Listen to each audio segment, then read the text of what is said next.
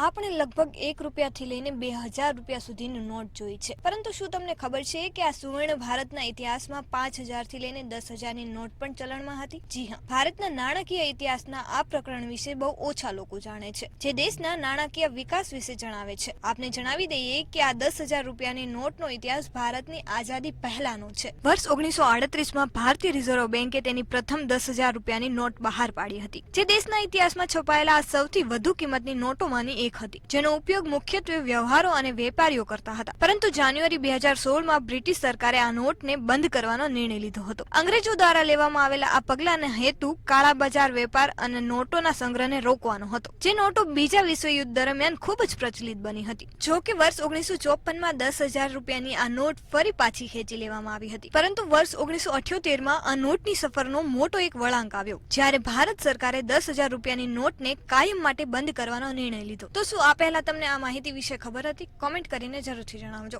અને આવા જ કન્ટેન્ટ માટે જોતા રહો મંતવ્ય ન્યૂઝ.